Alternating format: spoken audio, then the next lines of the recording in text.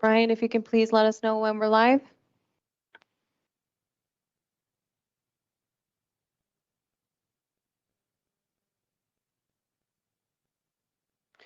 Thank you, Madam Clerk. Sorry for the delay, everybody.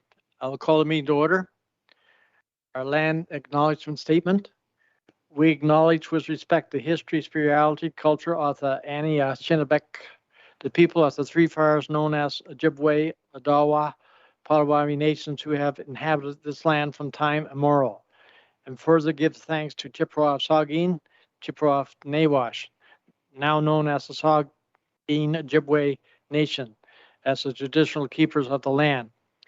We also recognize the Métis and Inuit whose ancestors shared this land and these waters. May we all, as treaty people, live with respect on this land and live in peace and friendship with all its diverse people. Approval of the agenda. Is there anything that council members or staff would like to add to your agenda tonight? Councilor Barfoot. You're muted, Carol. Okay, in addition to the agenda, okay, I would like an update on what's going on with the Intertownship Fire Department. And I would like to give a notice of the motion, sorry. Okay, thank you. If there's no other add-ons to our agenda,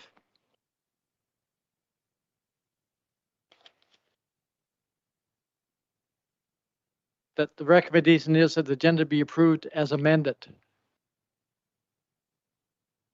Someone to move, put it on the floor, please. Moved by Councilor Colburn, second by Councilor Barfoot. Is there any discussion on the motion before us? See none, show of hands, all in favor? The motion is carried. Declaration of peculiar interest, you can clear anytime you see fit during the meeting. Down to delegations. We have 2 delegations registered to speak this evening. As a reminder to our residents, you will be provided 10 minutes to submit your comments. The clerk will provide you with 1 minute warning and at the 9-minute mark, should you need it.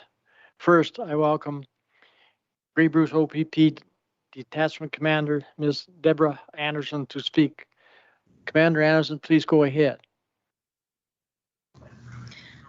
Good evening, everybody.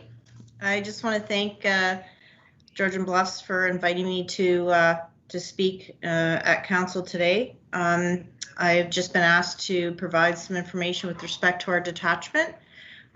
So I did submit our Police Service Board report that I presented this week to the Police Services Board, and I'll just be referring to that. And if anybody has any questions, please let me know. Thank you, Mr. Chair. I'm looking at page 2 of the report submitted, and the first you'll see a graph. First of all, I just want to say the Police Service Board report, you probably have noticed that it's changed quite a bit from the report that used to be submitted. I found it very difficult to speak to at Police Service Board meetings. That was just basically a bunch of numbers. So I thought this would be more valuable to the board. And so far, all the boards presented, they enjoy this one a little bit better. It's a little easier on the eyes to read.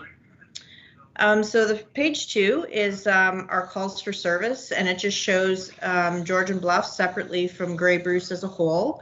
And you can see the trends and calls are going up slightly October and November as compared to October, November last year.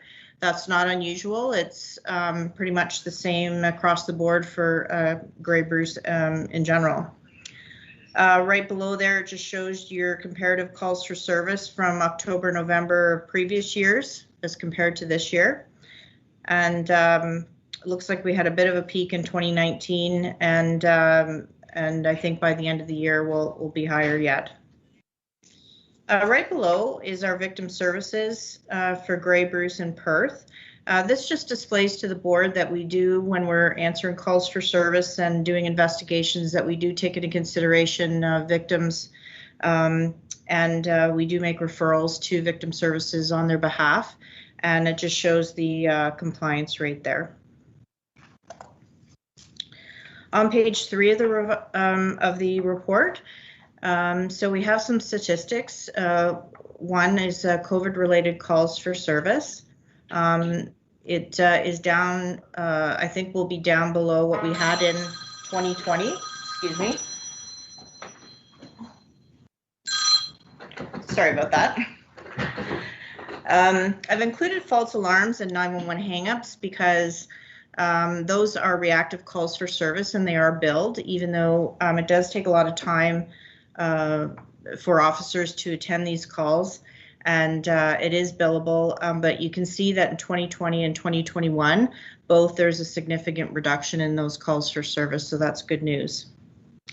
Below that is our crime reporting for George and Bluffs, and then below that is Grey Bruce as a whole. We've got, that includes violent crime of homicide, sexual assault, robbery, and assault. And none of those numbers really jump out to be a concern at all. There's no significant increase there. And you can see by the graphs provided below that the violent crime is trending downward, which is always good news. On page 4 of the report, this is our property crime, which includes frauds, break-and-enters, auto theft, theft, and mischiefs. Again, no significant jump in those calls for service.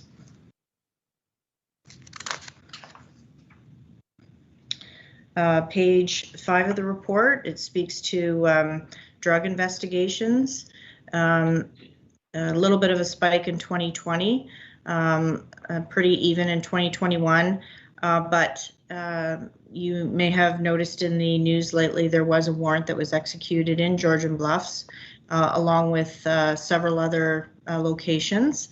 This was in cooperation with the Owen Sound Police, and was a significant investigation that I believe took out quite a bit of illicit drugs off the streets, as well as some weapons. So that was credit to our street crime unit working alongside Owen Sound Police.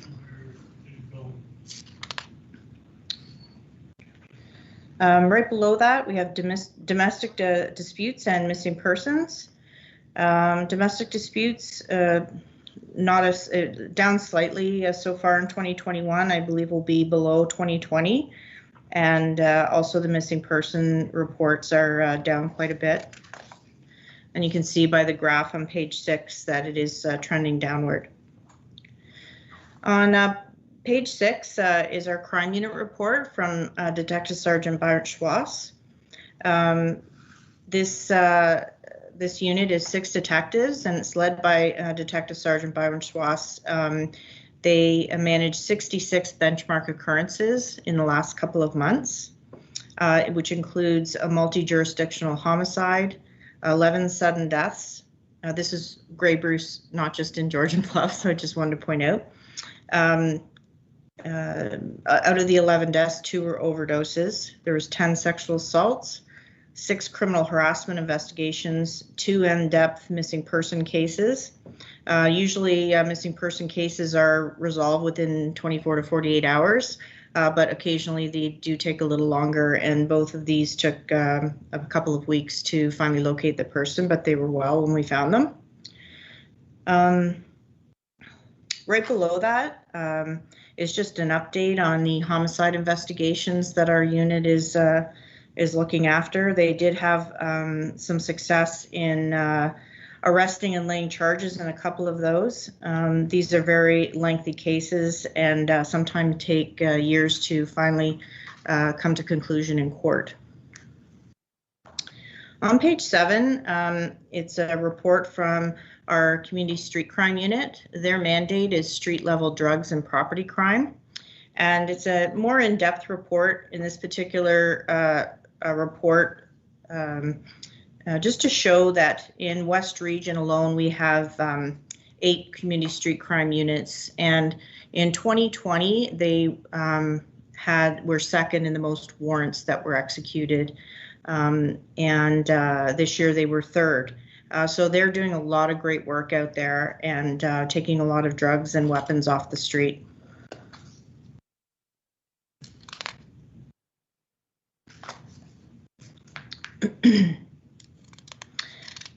Just want to point out on page 10, we have e-ticketing. That basically outlines the warnings and charges that have been laid in Grey Bruce and Georgian Bluffs separately. And on page 11, it shows you a breakdown of the top 10 charges, and not surprisingly, the number one charge is speeding anywhere from 1 to 49 kilometers over. And below that on page 11 is just sort of a quick look at where the enforcement's taking place, and it's usually on our main arteries, but sometimes in when we get traffic complaints, we will be doing traffic enforcement in neighborhoods. The next pages 12 to 15 are a list of your motor vehicle collisions in Georgian Bluffs. And when I was taking a look at the primary cause, usually it's animal or driver error. Nothing I think that the township needs to look at with respect to engineering or anything like that.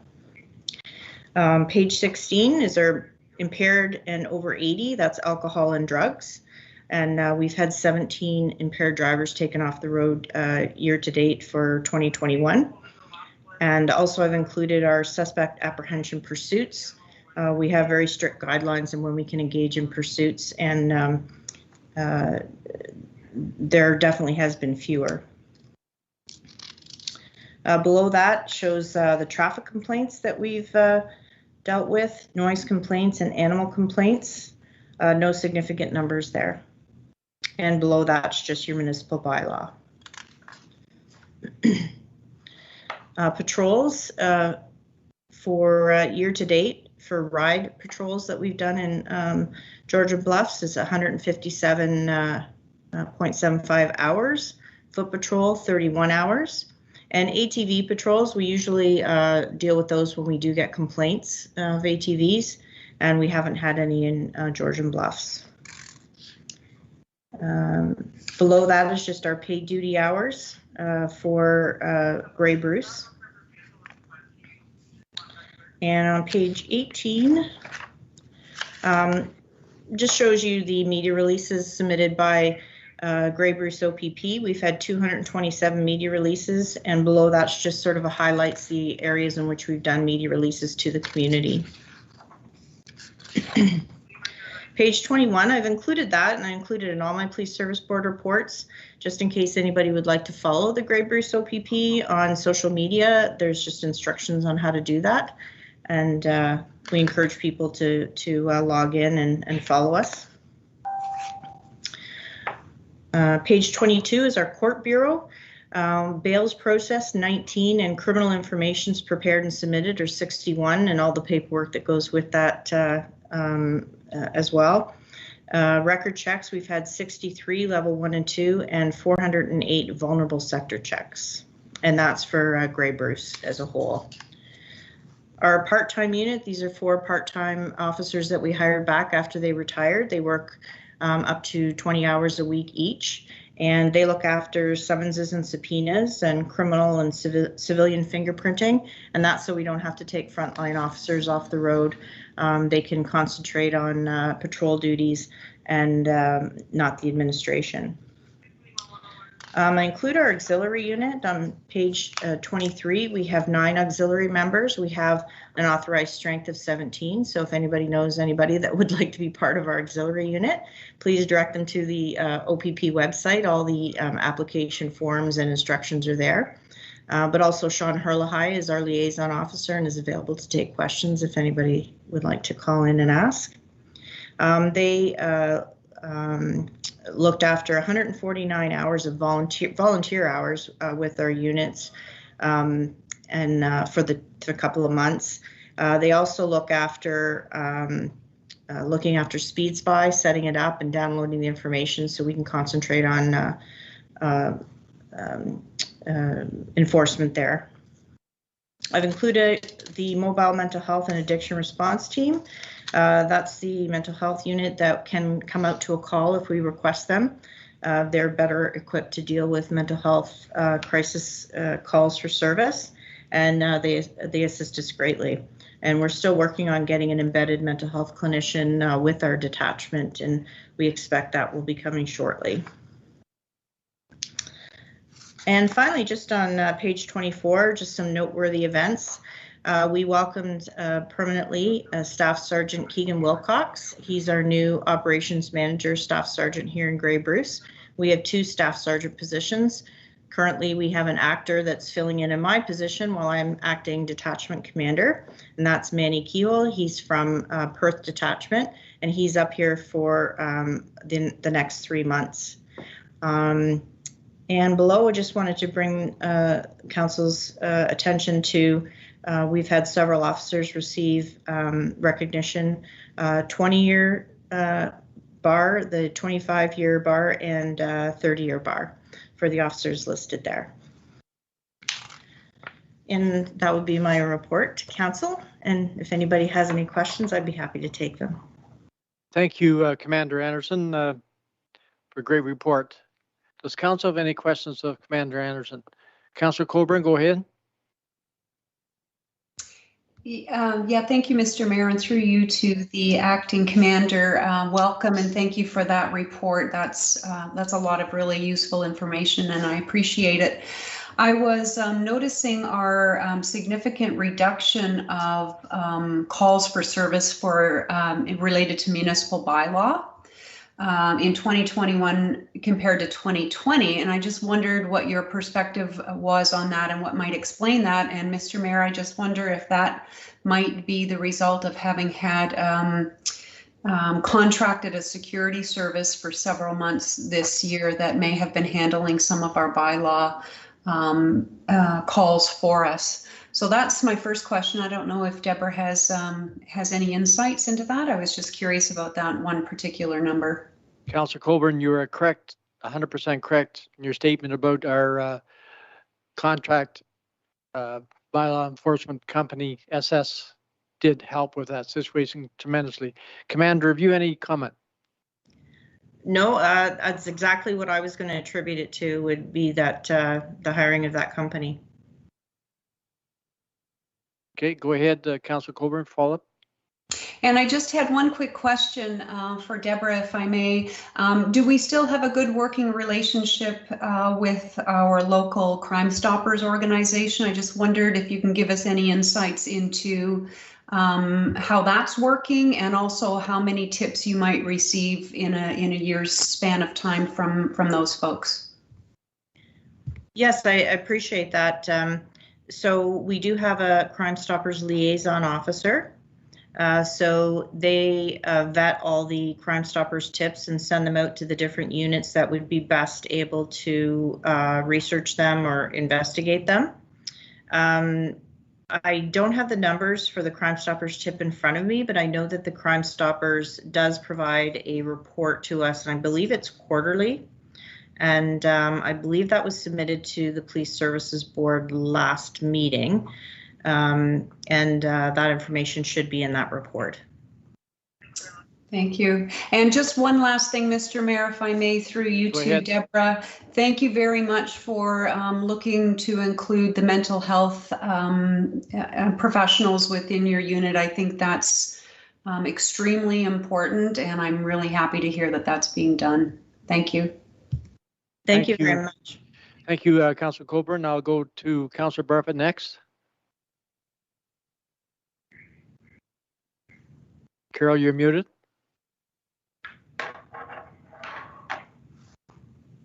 Thank you, Mr. Mayor, and through you to our guest. Thank you very much. It's always interesting to read these reports to see where we're going, where we've been and where we're going. It was interesting. One of my questions was, at one time we were supposed to be one of the most safest communities to live in. I guess we could still say that, but it was nice to hear you say how the municipality in their engineering could alleviate some of the problems we have. I always remember years ago, they said, don't build a straight road, it'll be a speedway, put curves in it. So I don't know if that's still true or not. This is sort of for our mayor. Bear with me. At one time, if you had a false alarm, you could get away with maybe one false alarm or maybe two, and then 3 we started billing the property owner. Could somebody give me the statistics on that, Mr. Mayor? Sorry, Councilor Barfa, I do not have that in front of me, but I believe I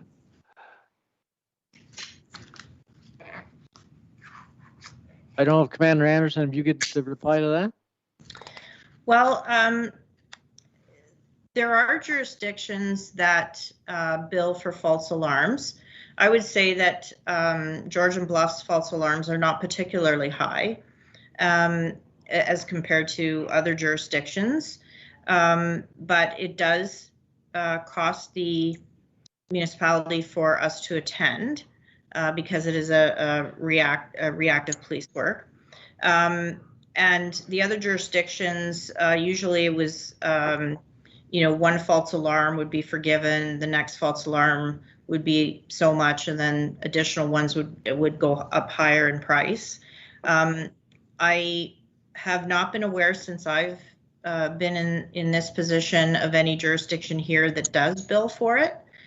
So I wasn't aware that Georgian Bluffs had that in place. Well, we had it at one time. Perhaps it's something that we should be looking at, Mr. Mayor, and because it is a waste of valuable time, if they have to respond to it. The other question is more a curiosity type question. A lot of these problems fluctuate, I would think, with the weather. We get a lot of tourists up here in the nice warm weather, so I don't suppose you track how many of these, the more serious offenses, involve out of area persons, shall I say. Well, thank you, Mr. Chair. What I can say is that we are certainly alive to the fact that during the summer months or the better weather months that we have an increase in population, an increase in traffic, and therefore an increase in calls for service. We don't staff our detachment based on the calls for service for just 2 months out of the year. So every year we bring in additional officers to assist us in responding to those calls for service. Our calls for service in July and August go up just over 50% as compared to the rest of the year. So that definitely affects how busy we are. I haven't tracked it in the as far as what types of calls increases, but I do know that, for instance, our traffic enforcement increases. You may have seen in the news last year, we laid over 300 racing charges. And what I can tell you that we did take a look at that, and 86% of them were from visitors outside of our area. And so what we did is we engaged, most of them were from the GTA, and we did engage our media officer, Kerry Schmidt. You may be familiar with him.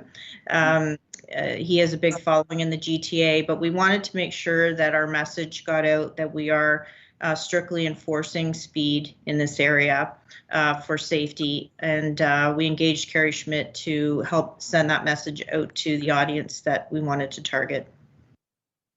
Thank you, Commander. Councillor Barfoot, follow up? Yes, thank you very much. Okay. See no other questions from council. Commander Anderson, thank you very much for joining us tonight, and I really appreciate your work all you guys do, and have a Merry Christmas. Well, thank you very much, and thanks for the invite. Bye, everybody. So I'm going to move on for agenda then. Our next item is I will now welcome Mr. Tim Nichols Harris, CEO, Owensound and North Grey Union Public Library. Mr. Nichols Harrison, please go ahead. Tim, are you there? I am. Thank you, Mayor Burley. I will introduce our board chair and Owen Sound City Councillor Richard Thomas, and I think he'll start. Hello there. You look very lonely there, Mr. Mayor, all alone in those council chambers. It looks more like a throne room. I'm getting used to it. Well, it's a real pleasure to be here today to speak to you folks and to bring the new 10-year agreement for the Union Public Library. Having never been on council when one of these agreements was negotiated, I'd never been involved, and I was somewhat fearful when we started, but my fears were quickly put to rest when we started meeting with our fellow councillors, because it was a very collegial atmosphere, and I think everybody recognizes the importance of the Union Public Library to all of our municipalities. We've come up with a new agreement which has a couple of changes, and I think you've all had a chance to look it over in advance. And so Tim and I were really here today to answer any questions you might have as you enter your discussion on approving that agreement. Thank you very much.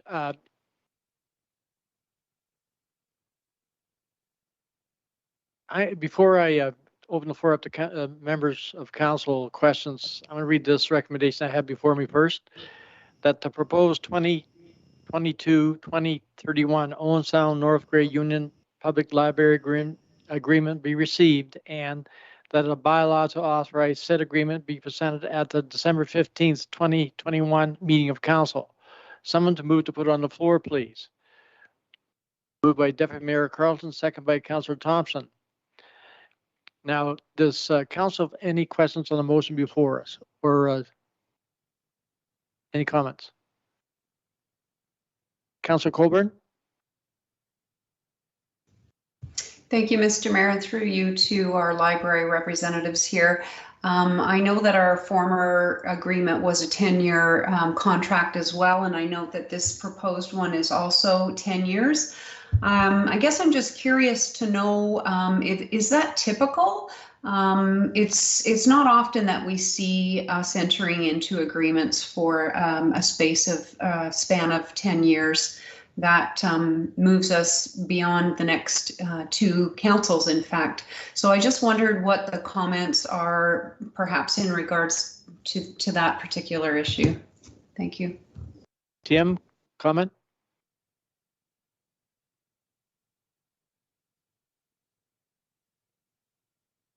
I muted myself twice. Thank you to Councillor Coburn. The Union Library is a unique situation. It's created out of the Public Libraries Act, and what it calls for is an agreement between more than one municipality to share and provide library services together, and that calls for it to be a longer period than shorter. It's actually giving the library the legs to be able to operate during that time beyond the councils, and recognizing the value of the continuation of library services. And we're very unique in this role. As a Union Library, we've existed for 25 years. There's been no Owen Sound Library for that time. It's really the Union Library, meaning it is a reflection of the cooperation of the municipalities.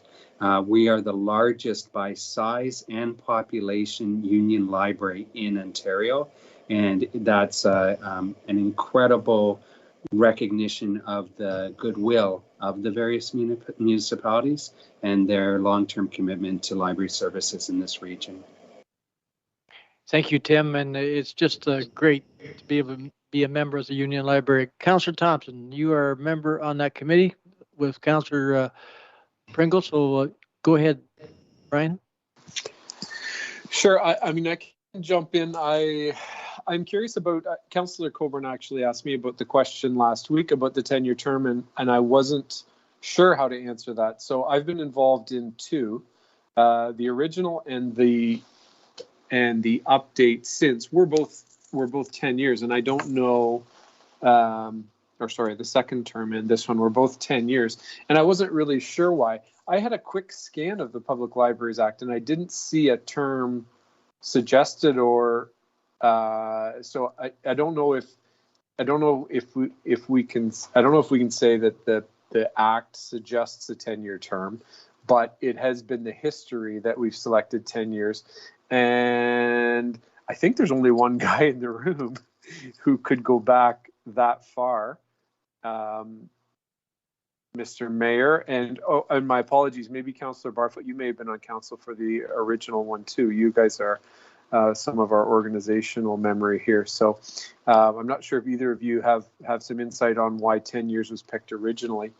Before I turn that over, Councillor Pringle may have some comments to share as well. I found this process the most efficient. I think in time we've started to see a pattern, and that is within 1%, the ratio between townships is 60, 20, 10, 8 or so, or 60, 20, 10, 10, something within 1% either way. And what we've done is look at a 5-year rolling average. So we take the average of 5 years at the start, we take the average of 5 years in the middle, and that'll give us some pretty accurate data.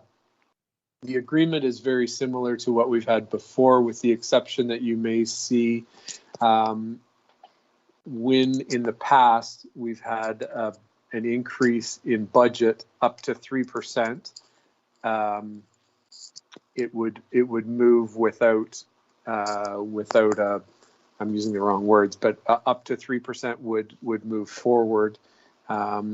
If the number were to go over 3%, then it would require a vote of a majority of the population to approve that, and that number has been increased to 4. So a 1% increase. In my experience, the library budget has been very, very, very flat. They get next to no funding from the province, and so municipal partners are relied upon to help fund that. The only other change that I think I can recall that was significant was a change in the way we do a capital expenditure. So the capital expense is taken by average, but what we're looking at there is we're talking about basically tens of dollars. We're not talking about big numbers here. So the contribution for capital is split among the municipalities, and our capital contribution is, I might get this wrong, Tim, you'll know the number, but we're talking about $1,500 or $1,600 here. So the increase we're talking about is merely dollars. So I filled up the room with a lot of words there, so I'll turn it over to Councillor Pringle. I'd be interested in his comments. This was his first time on, and I'll leave it there. Thank you, Councillor Thompson. Councillor Pringle, go ahead. Yeah, thanks, Mr. Mayor. There, yeah, just to echo a wee bit on what Ryan has mentioned there too. On that, yeah, the percentages that are up and the capital piece there is it's obviously up, but it's minimal, right? It's a benefit for all of us to have the Union Library here and be able to use it. But the part that I wanted to mention on was the 10-year agreement for them gives them some stability in the next 10 years to be able to move forward. If you had to do this process every 4 years or every 5 years, it hardly gives them time to get their feet on the ground and get things in place to move forward. The 10-year piece I thought was good because we're not talking hundreds of thousands of dollars here. We're talking a minimal charge to make for an increase. And if it happens to be at the 5-year mark that something needs to be done, we could do it at that point. So overall, I like the idea of the 10 years just because it gives all 3 parties or 4 parties involved, we know where we're at moving forward. So I didn't really have much. That's all I had to add to it there, Mr. Mayor. But yeah, I appreciate Tim and Richard's time for all this too. Thank you, Councillor Pringle. Tim, I believe I see your hand. Go ahead. Thank you. I just wanted to add that although it's a 10-year agreement, there is a mechanism within the agreement that should a council choose to express an interest in reviewing the agreement or ultimately leaving the agreement, that is possible before the 10 years are up. So it's certainly, while the nature of the agreement has an expectation of continuation beyond further councils. Obviously, the political will of your council at any future point could change that. Thank you, Tim. Do I see any other comments or questions from council? See none. Thank you, Tim and Richard, for attending tonight. We really appreciate it and look forward for the next 10 years. Thank you, everybody. So I'll move forward as agenda. Madam Clerk, go ahead. Oh, sorry, I got to vote on the motion. I apologize. We have a motion on the floor. I will ask for a show of hands. All in favor of the motion before us? I believe the motion is carried. Thank you. Thank you, Tim and Richard. Okay, thank you. So I'm going to move on with our agenda. We're now down to correspondence. We have one piece of correspondence from Murray Harris, Church Side Road Ditch Design Concerns. I'm going to turn it over to the Director of Operations, Mr. Steve Delmar. You please comment on the correspondence.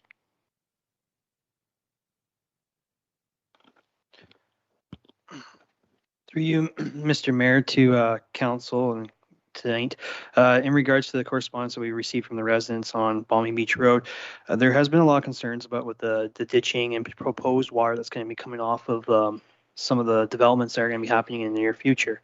GM Blue Plan has been on site with the contractor. They're still busy working on the ditching. They're still upgrading pipes and stuff. So the work is not complete. It still is in progress. The other thing so everybody is aware is GM Blue Plan was also our peer review for the Davenport subdivision. So when they were reviewing the Davenport subdivision, they were also looking at also the drainage within the whole area and designed the ditching towards what it should be able to take for the flows coming off the Davenport Phase 1 subdivision in the future here. So right now they're still busy working on it. They will continue working on it. They're working from the downstream and working upwards. They were continuing with the culverts this week and then also some ditching work as well. Thank you, Steve. Does council have any questions? Councilor Coburn. Thank you, Mr. Mayor, and through you to council and I imagine to staff as well. I just wanted to point out that though we just have one piece of correspondence in regards to this issue in the agenda tonight, I have been receiving several messages from folks. So this is not just one person. This is several with concerns in that particular area. And when I look at the drainage issues and the stormwater conveyance problems we've had in that area, I gotta say, it concerns me too, Mr. Mayor. It sometimes feels like the approach we're taking to stormwater management is piecemeal.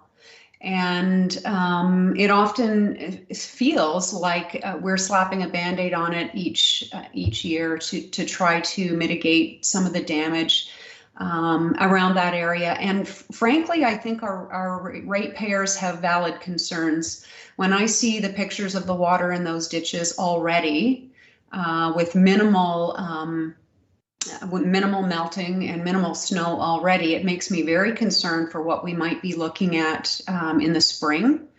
I'm also very concerned about the cumulative effects of the drainage problem in that area where further development in that area is concerned. So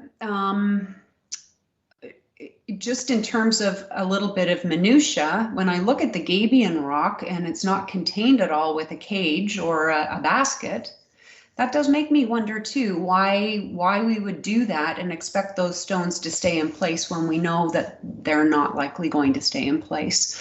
So that's my one particular comment. I guess I'm wondering in terms of a bigger approach to this. We know that we are in the middle of a more comprehensive drainage, stormwater management and master servicing plan with GSS engineers.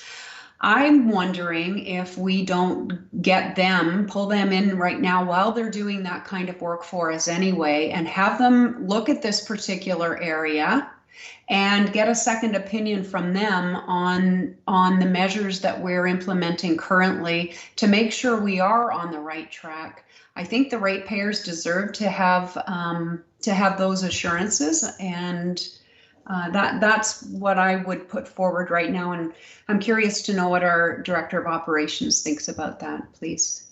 Thank you, Councillor Colburn. I've got many emails on this particular topic myself, many phone calls. I still have great faith in our engineer firm we hired to supervise the work from start to finish.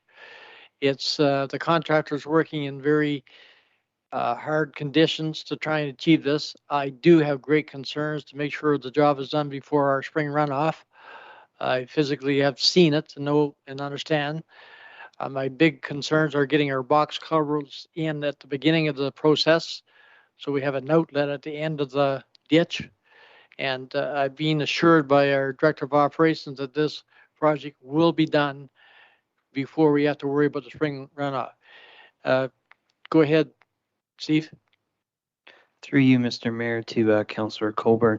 In regards to having GSS review it, this also has been looked at in the past through other consultants through the history of time here with WSP, and then also some other consultants back in the day as well. So the report that was brought back in 2016 about drainage along Balmy Beach and Churchside Road, that was also added to this area as well when we were looking at, when GE and Blue Plan was looking at the design of this, with the work that was being proposed here and being completed today.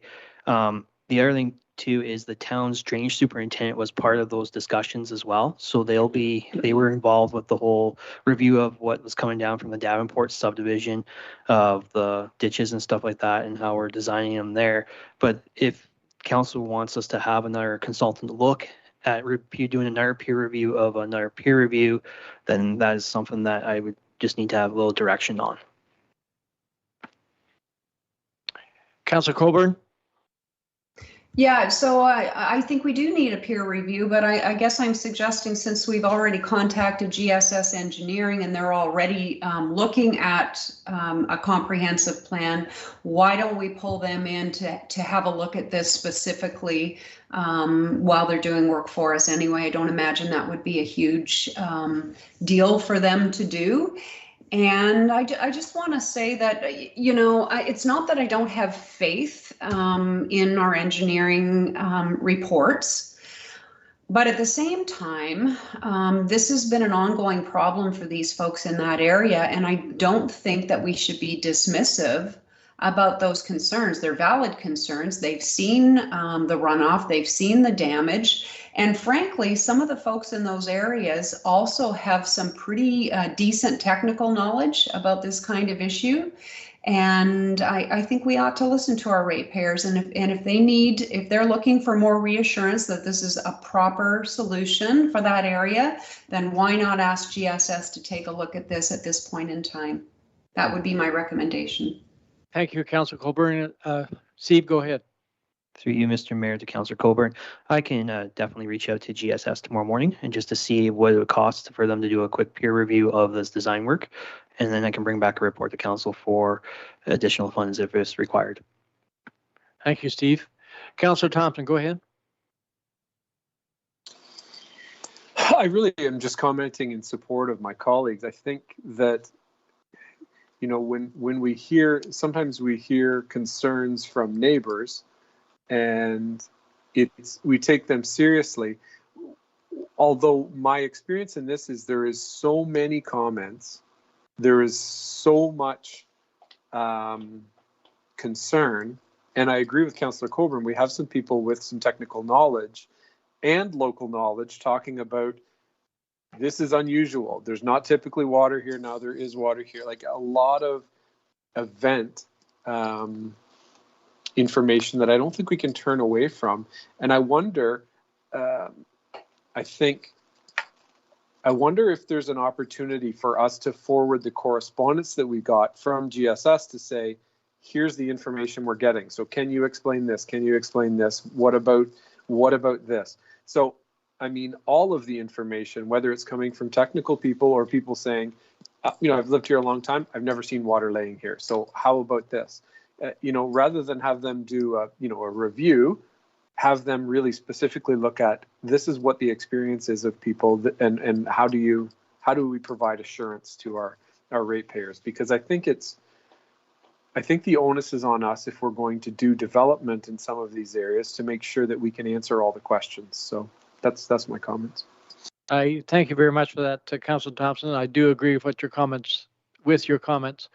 I think we're very fortunate that we have Ian Erickson, our drainage engineer, that has looked at this whole situation. He's very familiar with the whole area. And I'm quite confident that once this project is done, we're going to solve an awful lot of drainage problems in that particular area. And it's just that, unfortunately, it's work in progress. They need time to make sure they get the project done. My big concern is the catch basins or the box culverts at the very start. That's my big concern, is making sure we have them delivered on time to get them installed. Maybe Steve, Director of Operations, maybe you could comment on the box culverts and where you think we're at with that. Through you, Mr. Mayor, to Mayor Burley. In regards to the box culverts, I am working with the consultant to see where we're at. With the floods we had in BC and all that, a lot of the concrete works and piping has been shipped out from Ontario that way towards BC to help out. So we'll once I get a update from the engineering firm, I'll be able to provide council an email correspondence of when everything will be coming for that for updates on that. In regards to the other concerns there too, it is a work in progress. The other thing too is we did extend to capture more water coming off of the Grey Road 1 upper portion. A lot of the water was going across private property and into the Davenport's open lands and stuff like that, and properties behind Grey Road 1 there.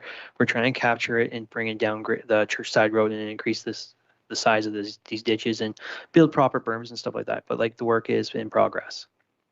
Thank you, Steve. Just a comment on, do we have weekly or daily inspections by our engineer?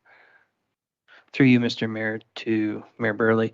In regards to daily inspections, that is correct. The GM Blue Plan is on that site every day when that contractor is working. Thank you. Councilor Coburn. Thank you, and thank you, Steve. Just going back to the Gabion rock issue, I've been down there and I've seen how rocks that have been placed there in a particular manner to slow down the flow of water have migrated with great uprushes of water. Can you just comment, Steve, and I'm sorry if I missed it, but why did we not consider Gabion baskets for some of those berms to help hold them in place? And do you see those rocks, do you see that being an issue over time, those rocks ending up someplace where they shouldn't and are then therefore no longer effective? Thank you, Councilor Coburn. Steve, go ahead. Through you, Mr. Mayor, to Councilor Coburn. With the laying of the rocks, the way they've installed them, I do not see them actually having any issues down the road here. Right now, they did start at the downstream portion of the ditch and they're working up towards the upstream. They are creating check dams in there as well to slow down water to kind of mitigate it slowly going down to these culverts until the box culvert is installed. But if something does happen with the stone, it is part of the contract and the tender that was awarded to this contractor that they're fully responsible to build it to the proper standards of what is the OPSS, which are listed within the drawing sets. So in reassurance to that is if there's something wrong before we assume this work, we will make sure that the contractor is doing the job properly. Thank you, Steve. I must say very clear, my big concern with this whole project is those box culverts. If we do not have them installed when we start getting spring runoffs, we are going to be in deep trouble. So I can't caution it anymore, Steve. Please make sure we have a delivered date for those box culverts and when they're going to be in. Because right now we got a dam basically down there with our small little culverts. We're creating a real good ditch to make the water flow properly to the bay. But we have a plug at the far end, and that's a real concern. And Steve, you and I were both there last spring in some of those big runoffs, and you've seen the water that comes down over those hills. Go ahead. Through you, Mr. Mayor, to Mayor Burley, I will definitely get that information as of tomorrow and then get it out to council when I get the dates of when stuff's going to be finalized there. Thank you, Steve. Councilor Barfoot, your hand up, I believe. Thank you, Mr. Mayor. I just have one question. What is the estimated time of delivery for these box culverts? Steve, go ahead. Through you, Mr. Mayor, to Councilor Barfoot, I'll reach out to the consultant and the contractor tomorrow morning, and then I will get an answer right away for council to have an understanding of when they'll be delivered to site and when they'll install them. Thank you very much, Steve.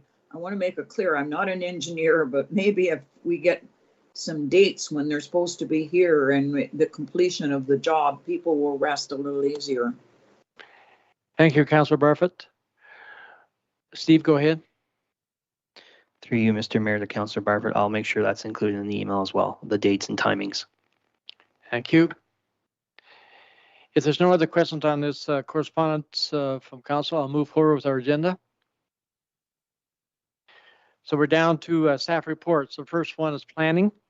Prior to considering our staff reports this evening, I would like to welcome planning students Victoria, Yvonne, and Stu T. Of Ryerson University. On behalf of council and staff, thank you for your efforts in drafting the reports for consideration this evening. And I apologize, I did not pronounce your last names because I didn't want to ruin it. So the first one we have is the first recommendation I'm going to read is that the report PL 2021-44 regarding heritage designation be received for information. Someone to move to put on the floor, please. Moved by Deputy Mayor Carlton, second by Councillor Pringle. Now I'm going to turn the floor over to Victoria. Please go ahead. Are you there? Hello. Hi, Mr. Mayor, and good evening, Council. Thank you very much for having me here today. So as mentioned, I am presenting the Heritage Designations Information Report and providing a preliminary understanding of heritage designations, how they work, the processes, time and resources that are required to create municipal heritage designations. So this report also examines the neighboring municipalities within the county as sample communities to understand the actions they are taking to preserve heritage, and concludes with a set of recommendations and next steps. So I'd like to start by mentioning that I was able to take the time to visit the municipality early into this project to get a better understanding and feel for the area. I wanted to have this understanding to apply to the research and findings I accumulated to make this case specific and establish comprehensive recommendations. In addition, I spoke with a former planner from this municipality who now focuses on heritage, and this was to enhance my understanding of heritage designations and the municipality. So, as shown on the slide here, heritage designations are a means of acknowledging a property having value to the community, and communities across Ontario use heritage designations to protect properties that have cultural and physical heritage. These designations are intended to recognize the importance of a property to the local community, protect the property's cultural heritage value, encourage good stewardship and conservation, and promote the knowledge and understanding about the property. So the province highlights that heritage is not only about the past, but just as much about what we currently have and saving and conserving that for the future. Heritage designations are guided by policies in the Ontario Heritage Act, which gets applied to the official plans.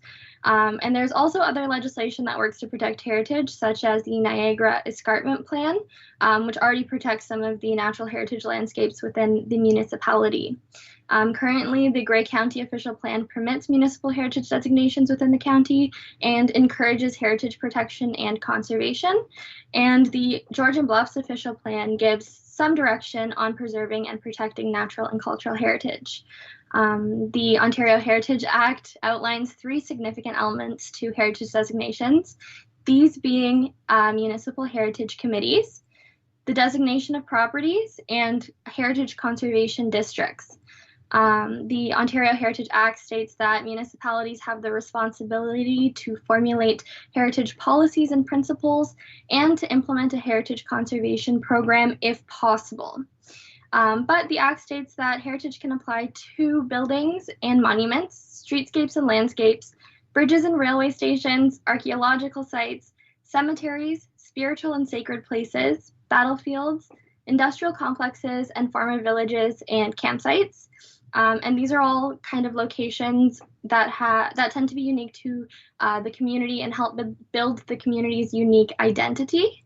So next slide, please.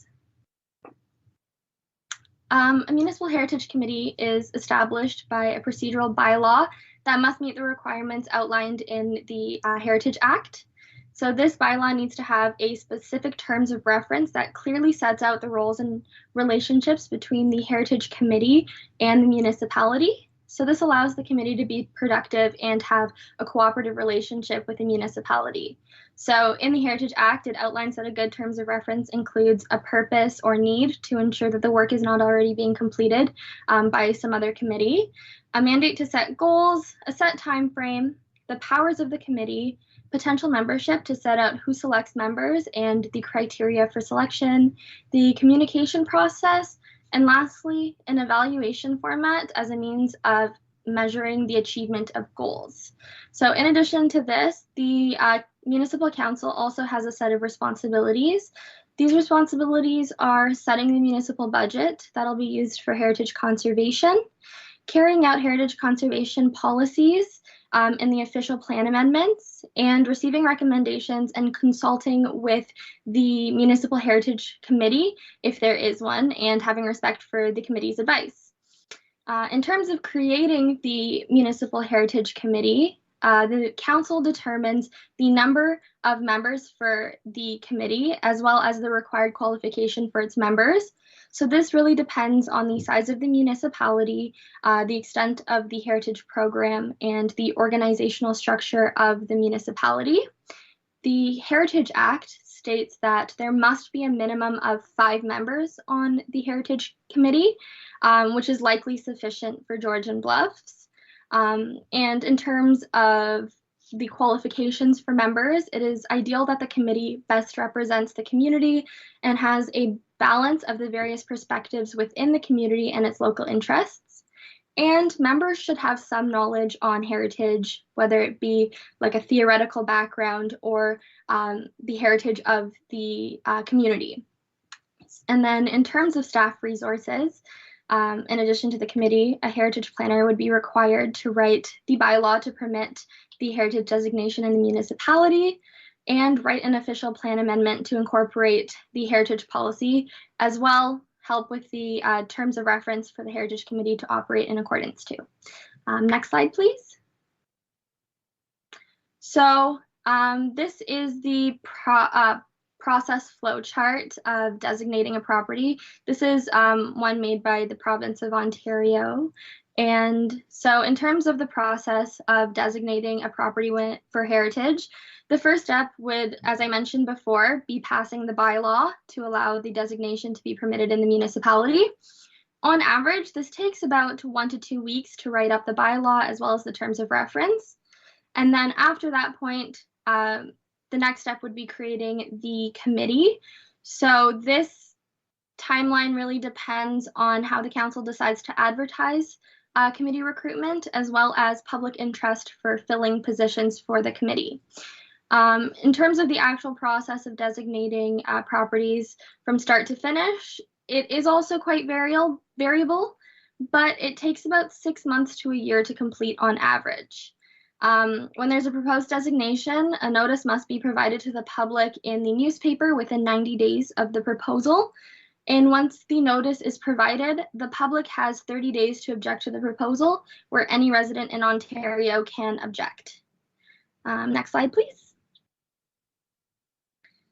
So in terms of the criteria required for a property to be designated, the Heritage Act states that a property must have at least one of the following 3 criteria.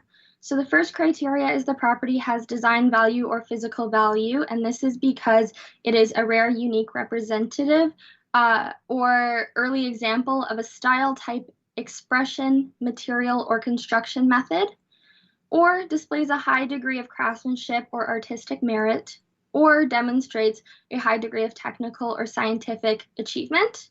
The second criteria is the property has historical value or associated value because it has direct associations with the theme, event, belief, person, activity, organization, or institution that is significant to a community, or it yields or has the potential to yield information that contributes to an understanding of a community or culture, or demonstrates or reflects the work or ideas of an architect, artist, builder, designer, or theorist who is significant to a community.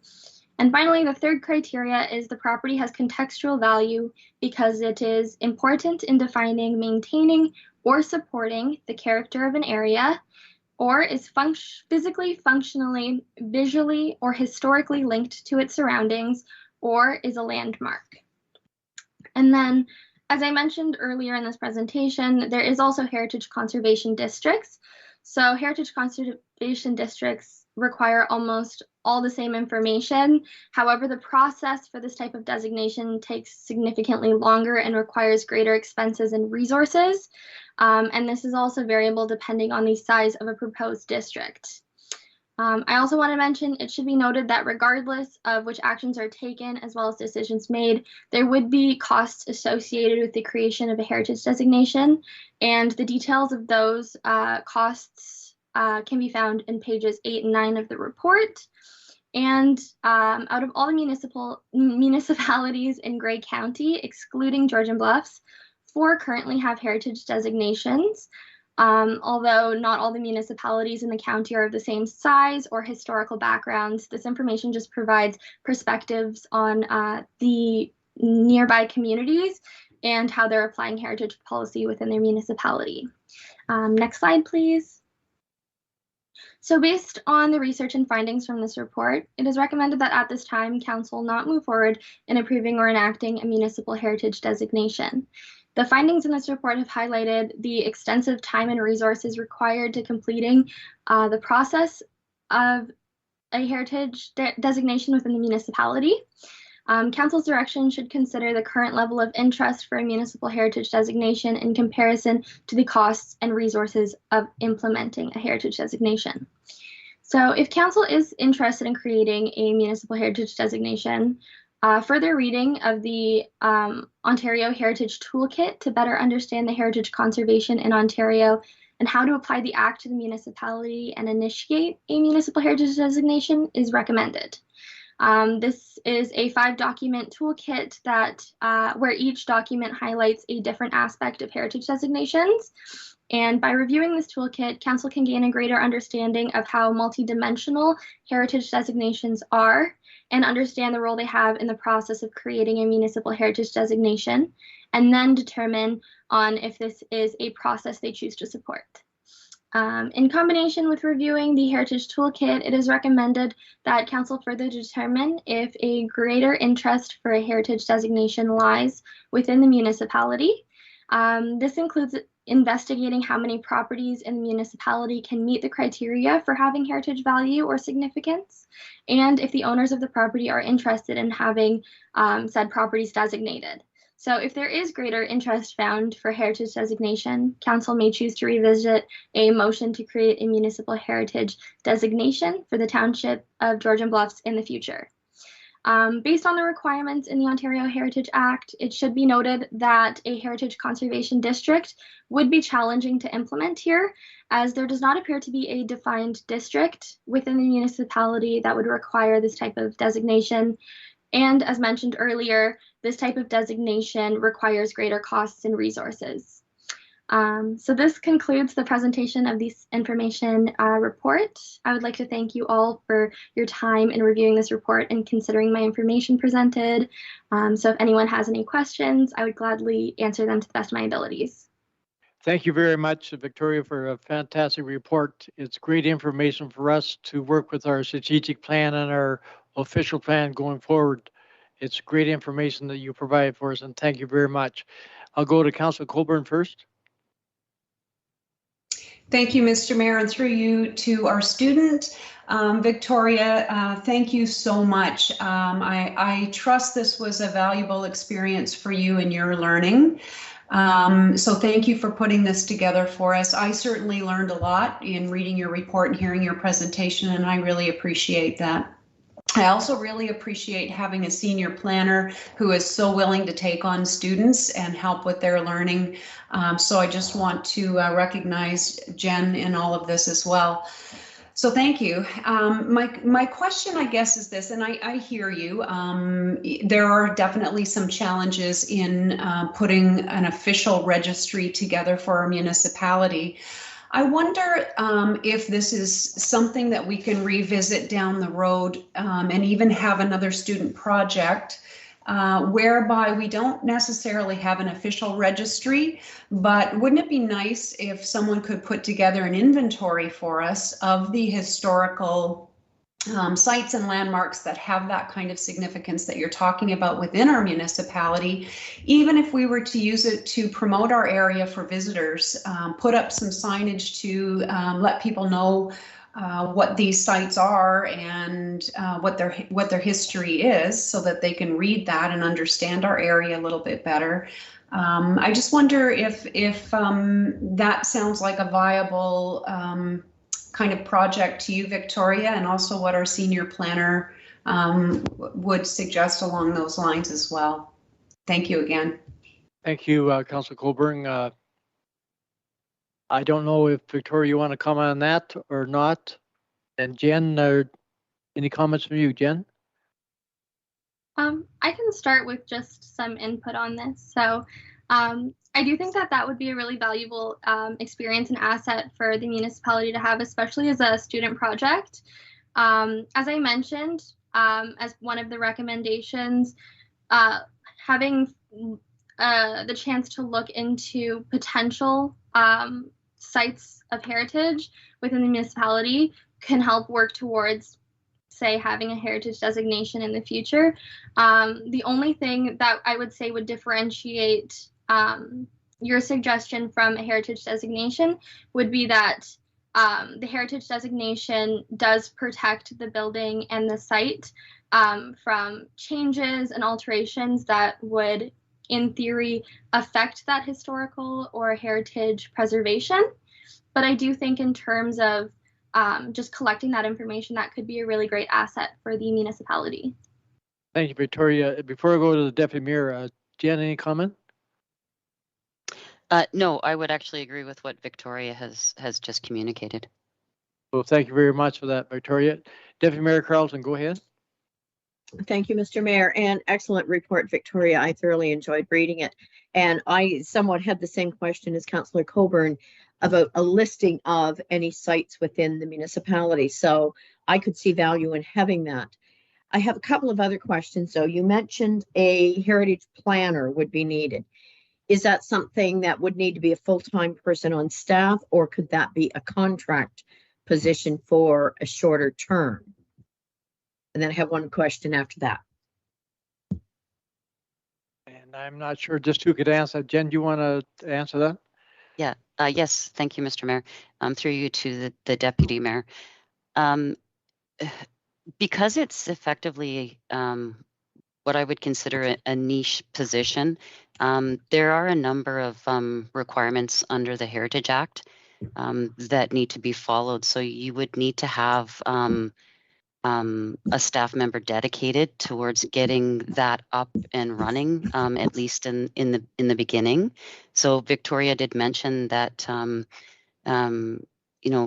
to designate a property takes at least a year, and there's quite a bit of research and documentation required. So I would think that employing a heritage planner would be a requirement in order to get that committee successfully off the ground. Once it's in operation, I'm not sure, depending on the number of applications that are received and processed each year, would determine the amount of time that the planner would need to dedicate towards that portfolio. So the recommendation in the report to conduct an inventory to see how many properties would meet the designation criteria would probably give us a better indication of the staff complement that would be required to best fulfill the needs of that committee or that portfolio. And that's something that we could look at through the 2022 budget, include some, get some direction from council on how to proceed with that, as well as allocate some resources in the 2022 budget. And then staff could come back with an inventory of properties, maybe in 2023 for the 2023 budget. So council has a better idea of just the number of properties that could be could qualify for a designation. Thank you, Jen. A great response, and council will look at that. Deputy Mayor Carlton, you had a second question. Yes, I did. And that was part of what I wanted to know there was kind of what kind of dollars are we going to have to look at if we want to look at going forward with something like that.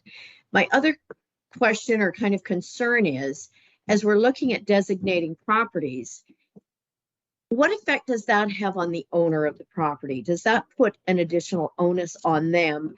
And do they have a choice in it? Can they say, no, I do not want that designation on my property?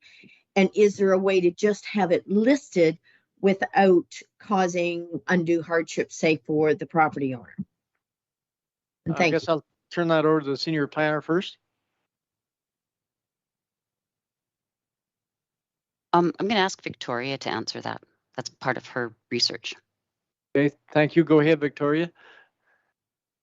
Okay, so there is the ability to have properties designated or on the Heritage Register that are not designated. That is a council decision. So that is one possibility.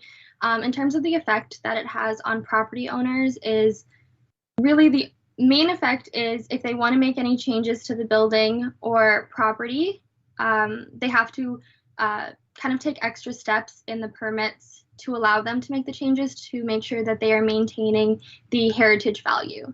So that is, I would say, the greatest impact on the property owner through heritage designation. So Victoria, does the homeowner have to give permission to allow that to proceed? I'm not 100% sure if that is.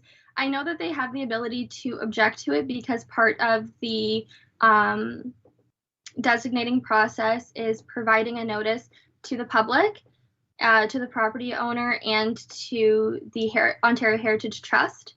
And after having those notices sent to those parties, any of those parties and any resident in Ontario can object to the proposal. Then that goes to a hearing. Let me just double check which hearing that is. In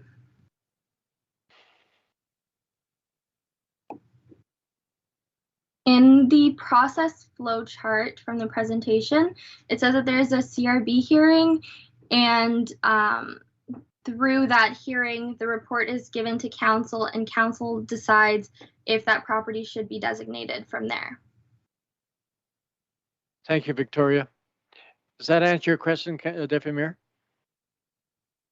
I think so. I guess I'm just afraid of going ahead with this and putting a property on that register, and then it causes undue hardship for the owner.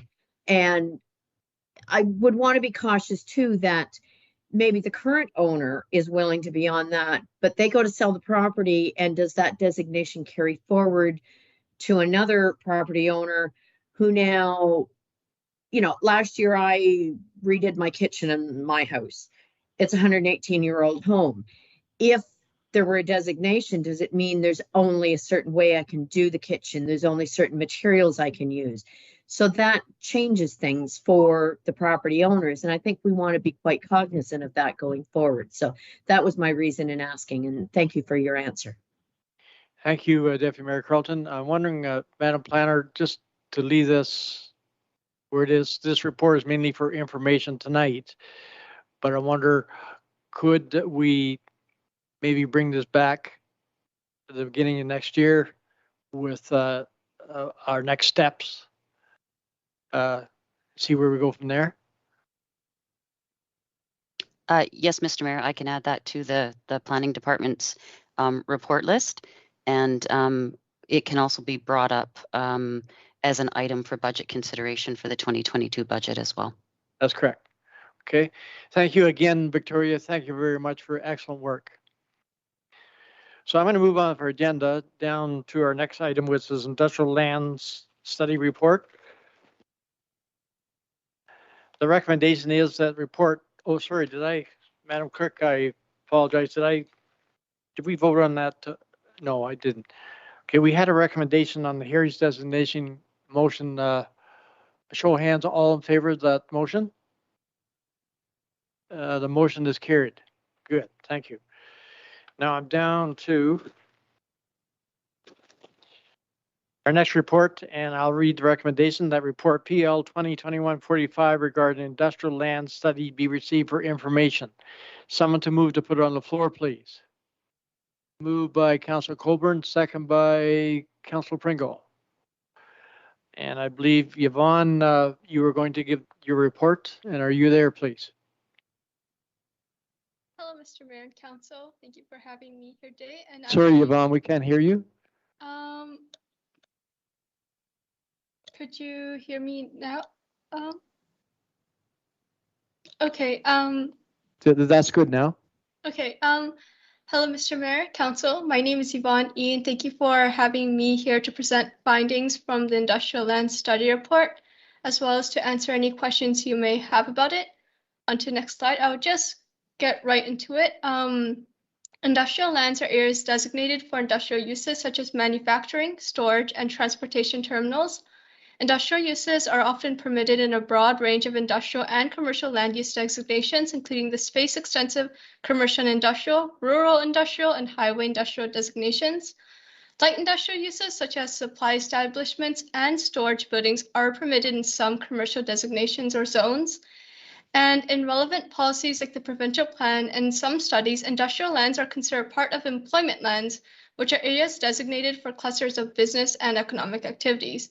In Georgian Bluffs, industrial zones are primarily found in Springmount, but one or two sites can be found in Keedy, Shallow Lake, and Rockford.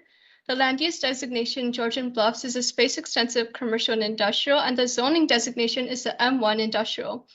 Georgian Bluffs also has an extractive industrial zone and a waste disposal zone, but these zones were not considered in the report as zones for employment industrial uses. Next slide, please. Industrial uses in the surrounding areas are generally light to medium intensity. Types of industrial uses commonly found include manufacturing, warehousing, automobile repairs, and transportation terminals. The images on the right are industrial uses in two of Erin Elderslie settlement areas. There's a Sprucedale Agromart, Superstructure, and Taro Self-Storage. You can also see Aberflex and Lloyd Houghton Transport Ltd. Industrial uses found in the municipalities surrounding Georgian Bluffs are industrial, rural industrial, and commercial zones. Industrial zones are where the majority of the industrial uses are found. Chatsworth has a rural industrial zone designation for industrial zones outside of settlement areas, and commercial zones have some very small scale industrial that lean more towards retail-like uses. For the most part, industrial zones are found near the edges of settlement areas. The exceptions are Owen Sound and Meadford, which have industrial zones within their core built-up area. However, they also have full municipal servicing. Next slide, please. In all, policies direct industrial lands to primary settlements with full municipal servicing. However, industrial lands are permitted in lands outside of primary settlements, provided that there's more documentation and justification. They can be placed on prime agricultural land, but an agricultural impact assessment would be required. And industrial lands are also not allowed within the Niagara Escarpment Plan areas or in the special agricultural land. In all cases, the D6 compatibility guidelines would require the separation of industrial land from sensitive uses. Sensitive uses are residential land uses or recreational uses deemed sensitive by the municipality or provincial agency, or any building or associated amenity area that may be adversely affected. The recommended minimum separation distance for the three classes of industrial uses is 20 meters, 70 meters, and 300 meters. Industrial land study reports from other municipalities note several best practices for the placement of industrial land. Areas that are accessible and visible from highways are recommended. It is recommended to avoid prime agricultural land to the best of the municipality's abilities. If there are no alternatives, lower priority prime agricultural areas are selected. It is best to place new industrial zones near already existing industrial zones, and full or sufficient servicing infrastructure is recommended. Sites with full municipal servicing are seen as more attractive for developers. Finally, larger parcels are more favored, and industrial land should be compatible with the surrounding uses. Next slide, please. There are two processes that can be taken to designate industrial lands. The first is when intensifying within the settlement boundary areas or designating industrial lands outside the settlement boundary. This process would require an official plan amendment and accompanying zoning amendment according to the Grey County official plan. The new designation would need to meet the Grey County development criteria found in section 3.9.4 of the official plan, and there are also additional caveats if outside of a settlement boundary.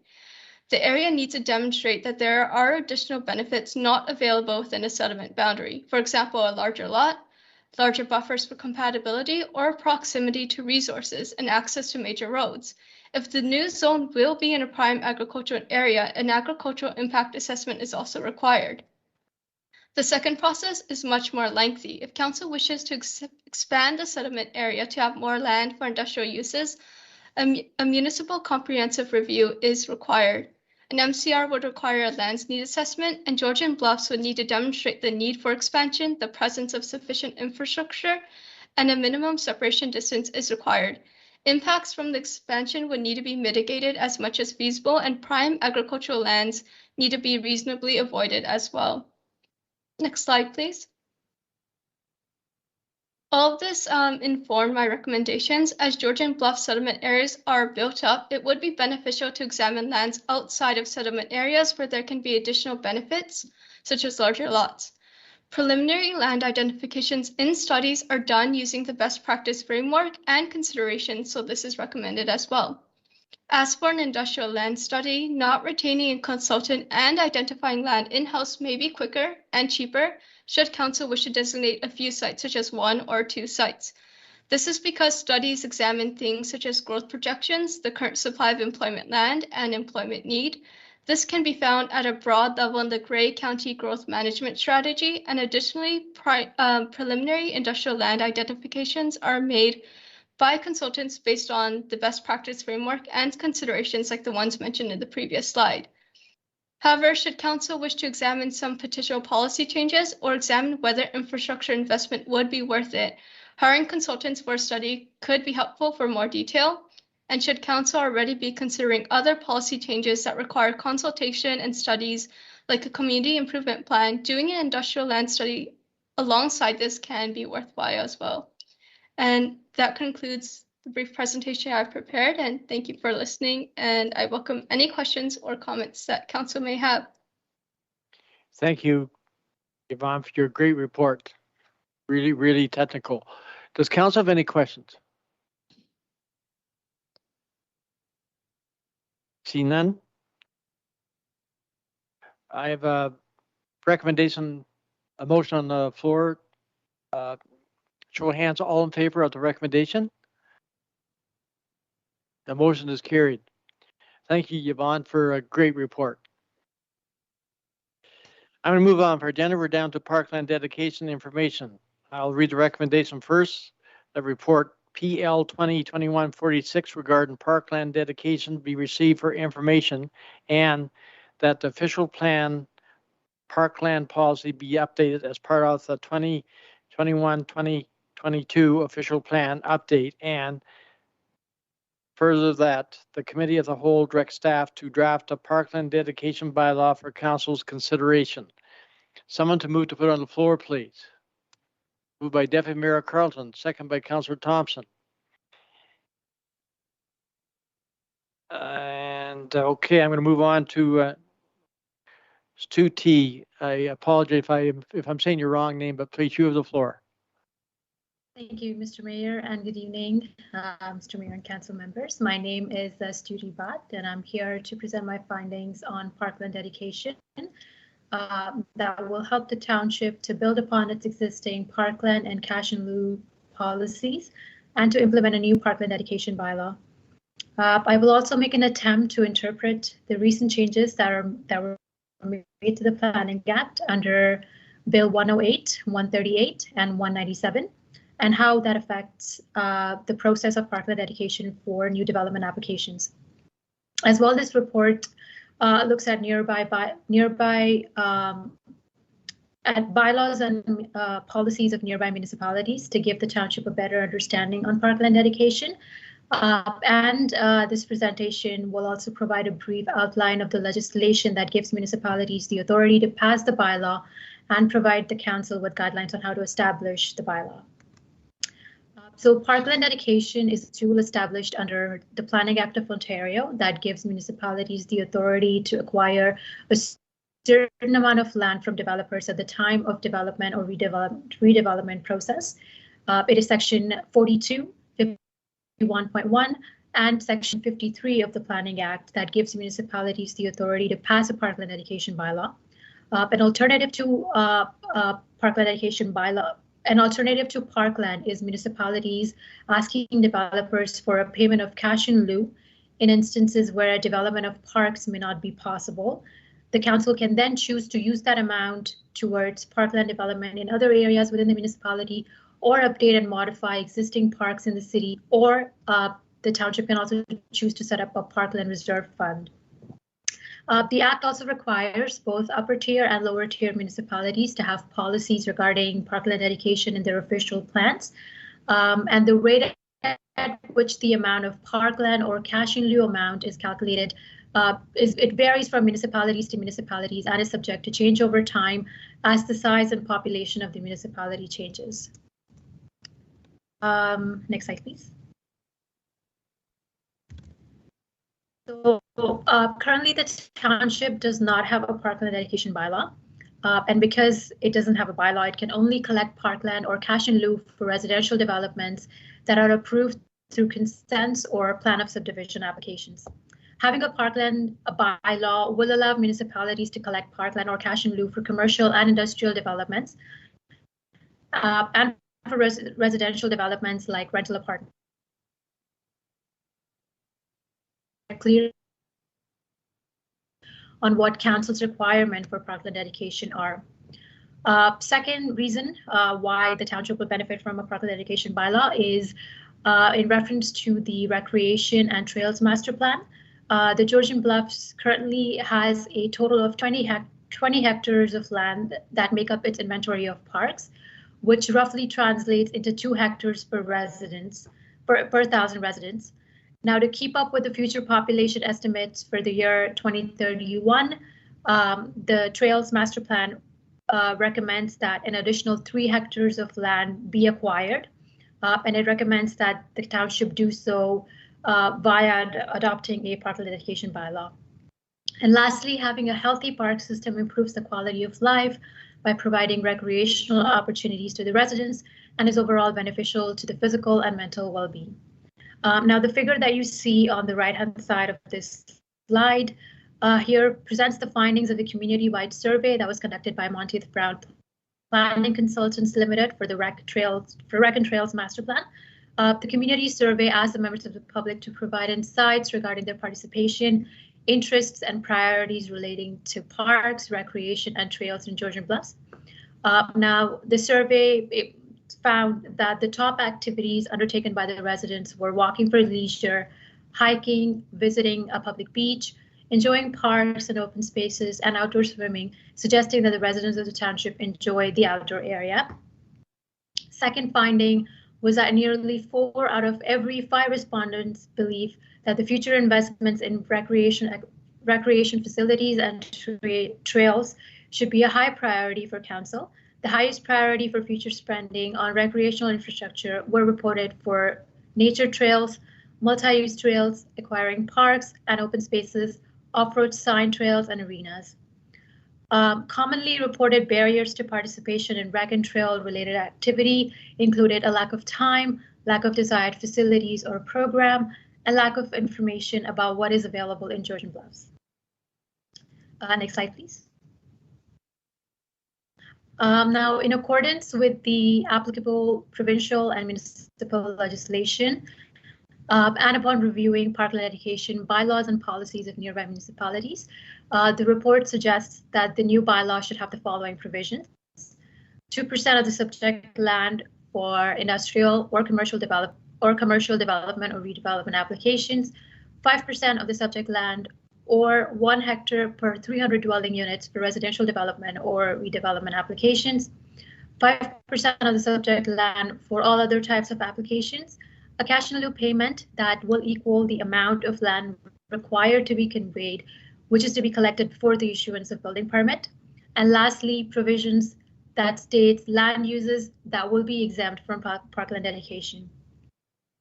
In addition, an amendment to existing official plan policies is also required, which will add on to the existing Parkland policies to include how the municipality will use the cash in lieu payments and the type of lands that will not be accepted for Parkland dedication. Next slide, please. Now, recent changes that are made to the Planning Act under Bill 108, 138, and 187, I would like to point out that the slide, it does say 138, okay, have replaced the previous height and density bylaws under section 37 with the community benefits charge bylaw, which can be used by municipalities to ask developers to fund for capital costs of any public service associated with new growth, including parkland, and is subject to a maximum cap amount of 4% of the value of the land. Further changes include amendments to section 42 of the Planning Act, which now requires municipalities to pass notice of the passage of the bylaw and the right to appeal the municipality's decision to adopt or amend a Parkland dedication bylaw, as well as to make refunds using a minimum interest rate in case the bylaw is amended. Now, I also want to point out that currently there is a development charges study that is being conducted by Watson's and Associates, and they're going to provide further specifics about Parkland dedication and community benefits charges to the township.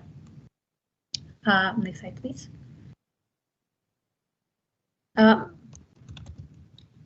Now, in order to establish the new bylaw, the council will firstly need to amend the official plan. This amendment to the official plan will require the council to hold an open house and to provide public the information about the new bylaw. The township will also need to hold at least one public meeting to give the members of the public the opportunity to voice their concerns, if there are any, regarding the passage of the bylaw.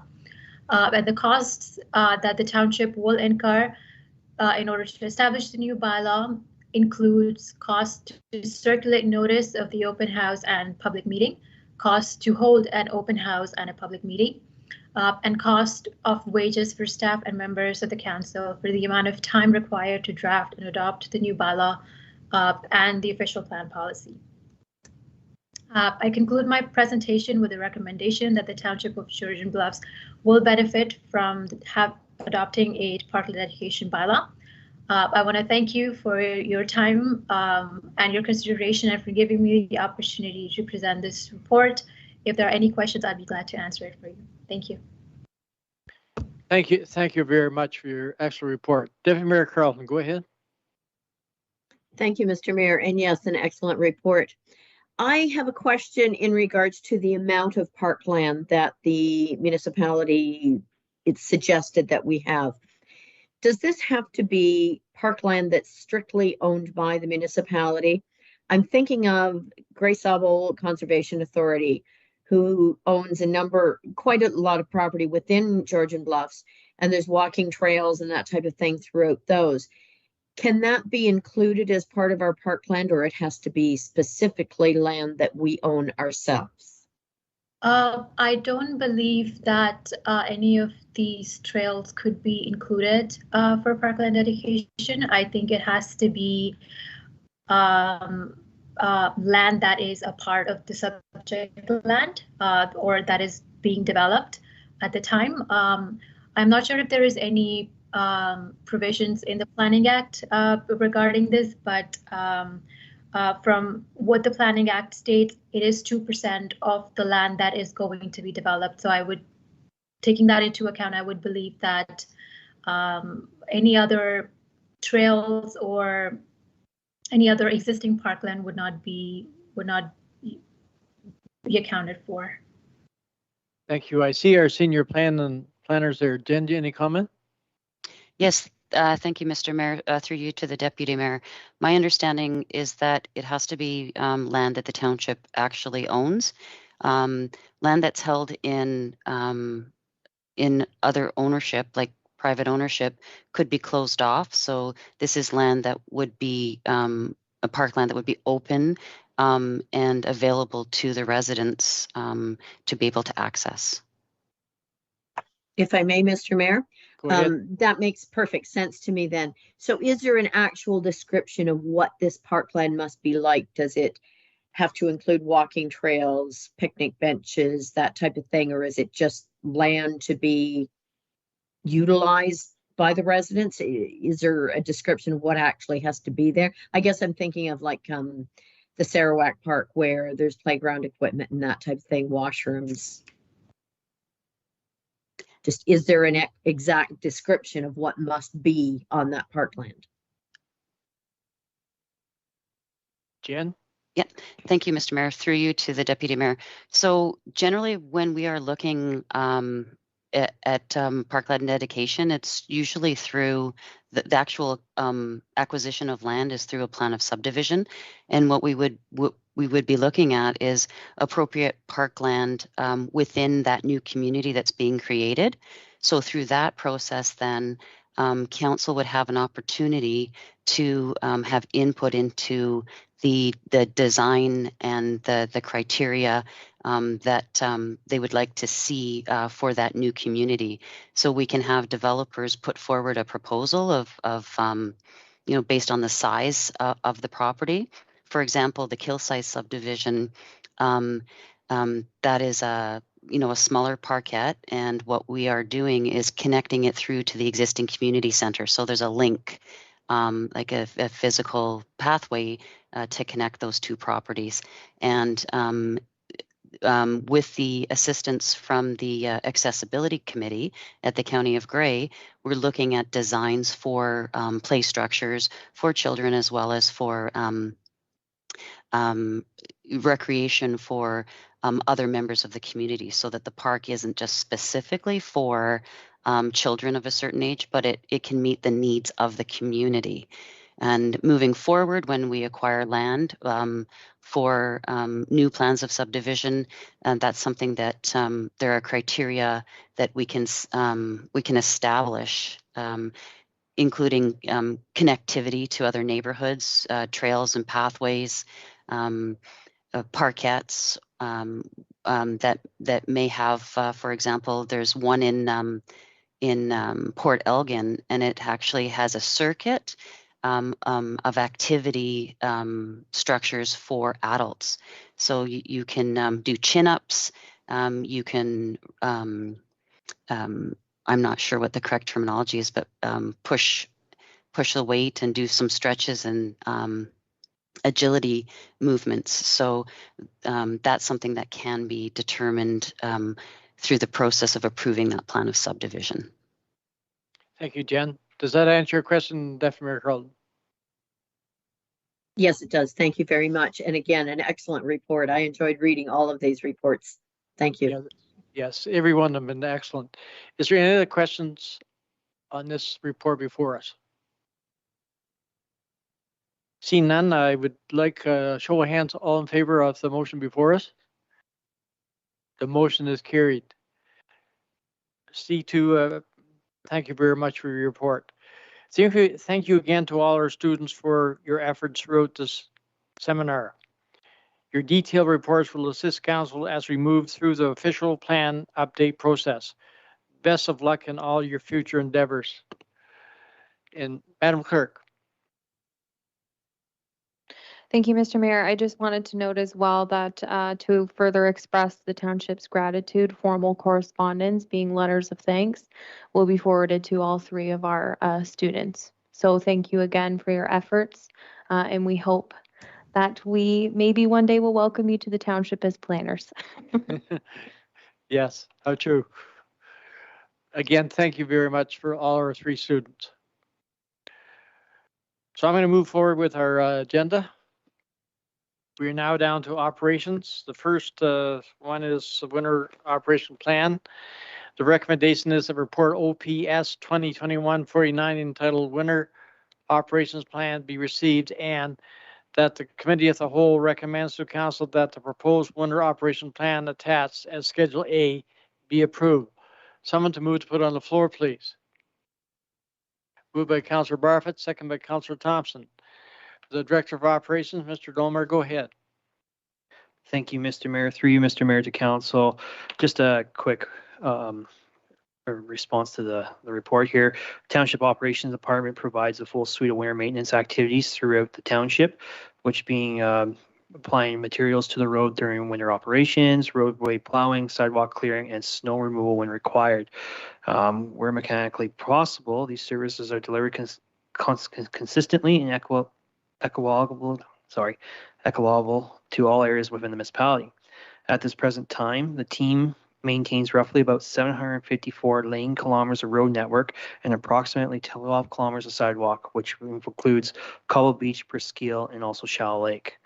As there are no provincial regulations requiring municipalities to have a winter operation plan, however, in discussion with the township insurer, it was strongly suggested that to defend the township in a claim that the township needs to have a council approved plan coupled with administration, staffing documents, operational activities proving that the township did what they said and they would do in that plan. So that also includes having SOGs and SOPs in place as well. So this is why we brought forward this operation plan. This is also part of that level of service report we brought back in the spring to the township here as well. So this is where we're hoping for council to adopt this plan. Thank you, Steve. Any questions of council? Councillor Coburn, go ahead. Thank you, Mr. Mayor, and through you to our Director of Operations. I had some concerns expressed to me from Cobble Beach about sidewalks not being cleared away of snow. And just to Steve's credit and Steve's crew, when I brought that to his attention, I heard back from the residents saying that the folks were out there fixing it the very next day. So thank you, Steve, for your responsiveness, and thanks to your team for looking into that for us. Thank you, Councillor Coburn. Does council have any questions on the motion before us? Deputy Mayor Carlton, go ahead.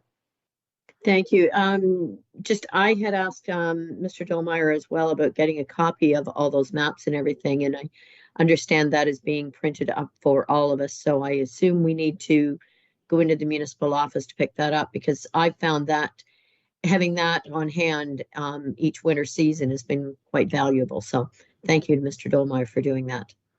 Steve, comment? Through you, Mr. Mayor, to Deputy Mayor Carlton. We will also have it as an accessible PDF as well for people to view on their computers if they don't want to print off those big maps. The other thing too is over the years we have produced those winter control books, so we will be producing those winter control books next week for all of council to have a copy with them with all the numbers and all that information as well. Thank you, Steve. And will those maps, they'll be in that book too, eh? Through you, Mr. Mayor, to Mayor Burley, that is correct. Those 11 by 17 maps will be in there, so that you'll be able to see who's doing what route. Okay, thank you. Councillor Barfoot, go ahead. Thank you. Through you, Mr. Mayor, to Stephen. Maybe I'm missing it. Do we plow O'Coin Road? That's the one down at Balmy Beach. Sorry, Councillor Barfoot. Say that again. Where? Down at Balmy Beach, O'Coin Road. It just goes back a mile and dead ends. It runs along the river there. I know we do 2 gradings a year. Do we do winter maintenance on that road? You're talking about Alkany Drive? Yeah. Yeah, okay. Steve, go ahead. Through you, Mr. Mayor, to Councillor Barfoot, that is actually maintained by the homeowners back there. We just do the courtesy grading in the springtime as whatever our agreement was with them. But it's something that they do look after and they do follow to our standards. No complaint. I was just looking at the map and I remembered that we did courtesy grading. So thank you very much, Stephen. Thank you. If I see no other questions of council on this motion before us, a show of hands, all in favor? The motion is carried. Moving on for agenda, we're down to traffic calming policy. The recommendation is that the Committee of the Whole receive report OPS 2021-57 entitled Traffic Calming Policy and that a bylaw be to enact the proposed traffic calming policy be presented at the December 15th, 2021 meeting of council. Someone to move to put on the floor, please. Moved by Deputy Mayor Carlton, second by Councillor Pringle. Mr. Dolmar, please go ahead. Through you, Mr. Mayor, to council. At your meeting on June 16th, council did direct staff to prepare a traffic calming policy after a presentation from a ratepayer in regards to, looking at ways of slowing down movements within the corridors of the urban areas.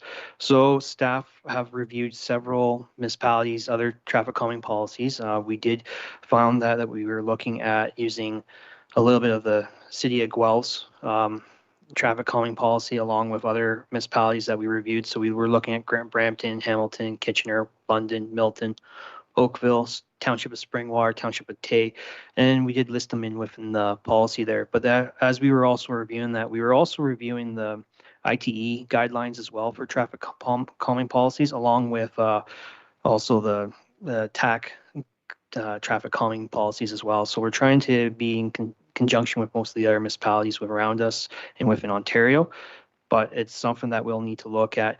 There has been a lot of requests over the past few years where it has been looking for traffic calming policies, and with the adoption of this policy, we'll be able to bring forward a couple of roads next year in the 2022 budget where there will be looking at some traffic calming measures to slow down traffic where the speed limits have been reduced, and they've been reduced for approximately more than 2 years. So that is something that we are looking at as well. Thank you, Steve. Is there any other questions of council? See none, a show of hands of the motion before us. All in favor? The motion is carried. We're moving now down to our next report. I have a recommendation here that the Committee of the Whole receive report OPS 2021-58 entitled Off-Road Vehicles Within the Township, and that staff are hereby directed to create a Trails Working Group, including trail users, stakeholders, and staff to evaluate and establish a township trail network, and then amendment to the Township ORV Bylaw 2021-128 to close the Kemble Mountain Trail to use of off-road vehicles be presented at the January 12th, 2021 meeting of council. Someone to move to put on the floor, please. Moved by Councillor Colburn, second by Councillor Barfoot. And I believe who is going to speak to this first? Is it Madam Clerk?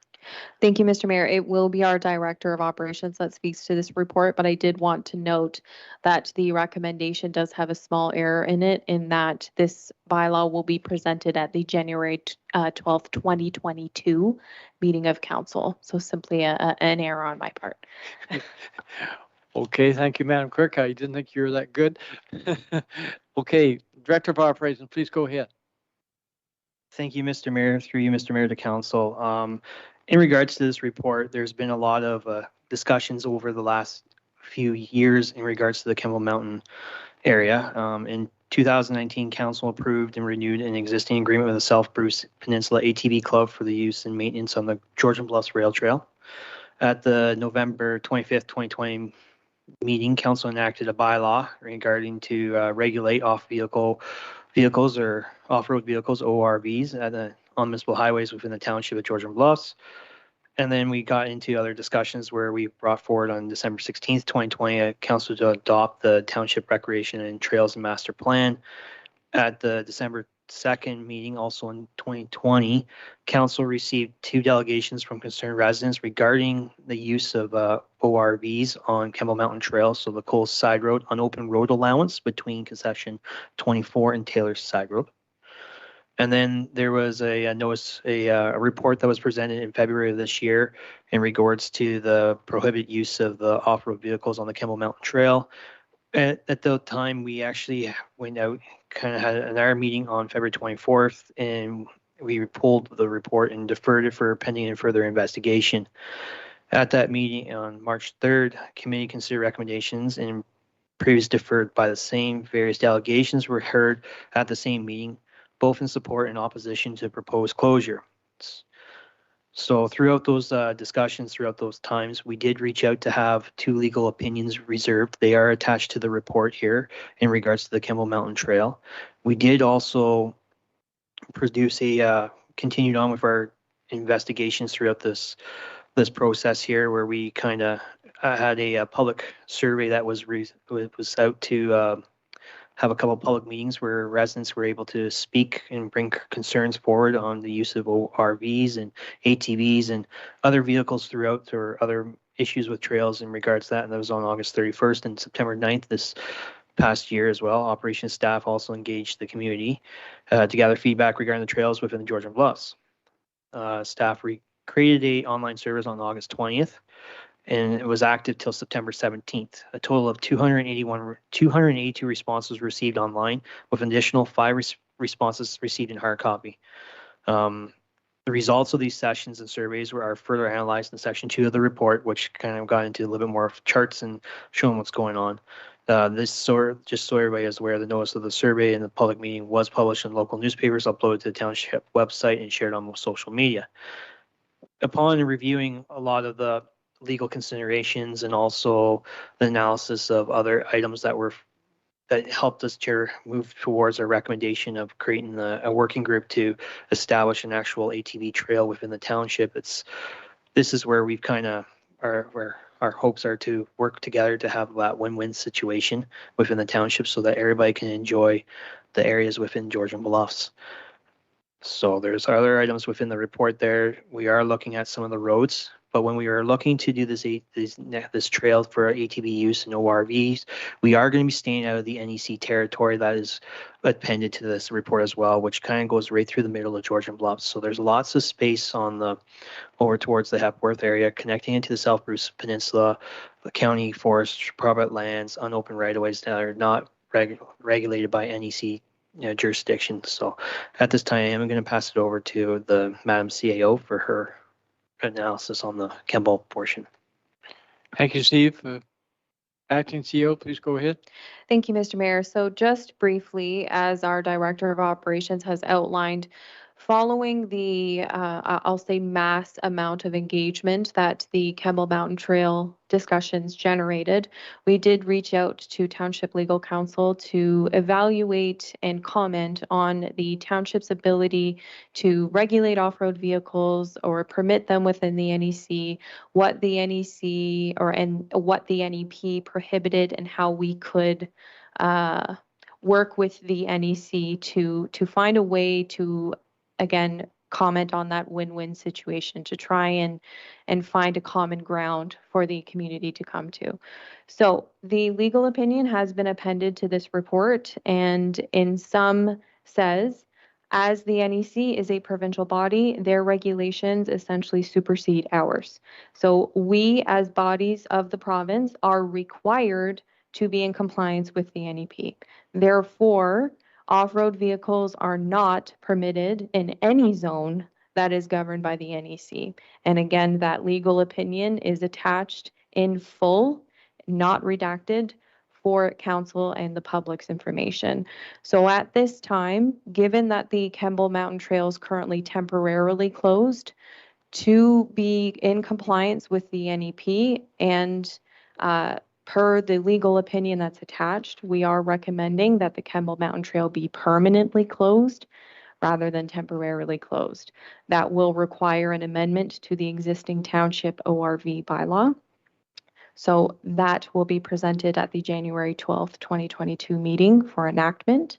But again, I just want to highlight that through establishment of this working group, we are hopeful to have all of the stakeholders at the table so we can come to a mutually beneficial agreement with all of the parties at the table, and review where we can implement new ways for ATV users to have a space, to use the space appropriately. So again, at this time, we are recommending that the Kemble Mountain Trail be permanently closed and that a working group be established to move this portfolio forward. Thank you. Thank you, Acting CEO. The motion clearly says that staff will start looking at a trails working group.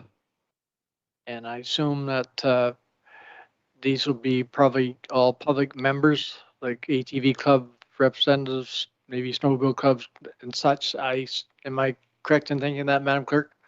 Thank you, Mr. Mayor. And yes, you are correct. We do envision this group to be a very collaborative effort with all of the stakeholders at the table, including your snowmobile clubs, the Southwest ATV Club. We have reached out to them to ensure that they're open to participating in this process, and they are open to it and excited to participate. But not only that, we would welcome likely a member of our Climate Action Committee to participate, one of the publicly appointed members. We would also welcome a member of the Bruce Trails Conservancy to participate, and members of the public as well. We want to ensure that all voices and all perspectives are heard at this table so we can come to a mutually beneficial agreement. Thank you, Madam Clerk. I guess what you're suggesting that there be no council members on this Trails Committee at this time. That committee will come back with recommendations back to council. Am I correct in saying that? That's correct, yes. So this working group is exactly that. It is a working group to do the work, to define the trails network, to create the maps, to determine where the ATV uses are best, to determine the spaces that are to be complied with the NEP. And staff will be leading that effort to ensure that that working group has the appropriate information to make those determinations. So this working group is just that, again, to do the work to inform a policy of council. The trail network and any associated policies will be approved by council. However, the working group will again just create and combine the information for council's approval. Thank you, Madam Clerk. Questions from member of council? See none. Madam Clerk, I don't know if I should ask you or the Director of Operations. This working group would try to look at different routes and so on through the municipality to get away from these areas, sensitive areas like NAC and so on. Am I correct in saying that? That's correct, yes. Okay, thank you. And we would look to have it be a regional effort as well. We're envisioning a very much collaborative effort with and surrounding municipalities as well, recognizing that off-road vehicle uses and snowmobile uses are an economic draw for this area, being largely a tourist use. There is opportunity to ensure that we can connect our neighboring municipalities to Georgian Bluffs and vice versa. Thank you, Madam Clerk. Is there any questions of members of council? See none, a show of hands, all in favor of the motion before us? The motion is carried. So we're down to the clerk's department. The recommendation is that the report LEG 2021-30 be received and that volunteer recognition program policy and nomination form as amended to this report is hereby approved. Someone to move to put on the floor, please. Moved by Councillor Thompson, second by Councillor Pringle. Madam Clerk, please go ahead. Thank you, Mr. Mayor. So prior to my overview of this report, I just wanted to note that this report was investigated, researched, and authored by our Deputy Clerk, Carly Craig. Carly is unfortunately running our live stream this evening, so she cannot be here to present the report, but I attribute all of this program and the policy and the great recommendations therein solely to our deputy clerk. So thank you to her for all of her efforts in pulling this together. So as attached to the report, a draft policy is included for council's consideration that includes 3 different awards. First being Volunteer of the Year award for ages between 22 and 64, Senior of the Year award for residents over the age of 65, and the Youth Volunteer Award for residents between the ages of 12 and 21. These nominations for the 3 categories will be open on an annual basis, and nominations will commence in August, or apologies, in September for presentation and awarding by council in October of the same year. We are recommending that this program, rather than simply awarding a certificate or acknowledging their efforts, we are recommending that the township then make a $100 donation in their name to the charity of their choice in recognition of their efforts. And just to clarify on the awarding process, the clerk's department, being myself and the deputy clerk, would facilitate the nominations process and collect the nominations for consideration of council. Council would then determine who the successful party is and award the successful party their the check of their donation as well as the recognition in a council meeting in October. So with that, Mr. Mayor, I'm happy to take any questions. Thank you, Madam Clerk. Any questions of council? See none. Everybody's favorite. Great report. So I see no questions, just clapping of hands. A show of hands, all in favor of the report, the motion? The motion is carried. Thank you, Carly. Great job. Public question period. Madam Clerk, has anyone registered to speak? No. Unfinished business, none.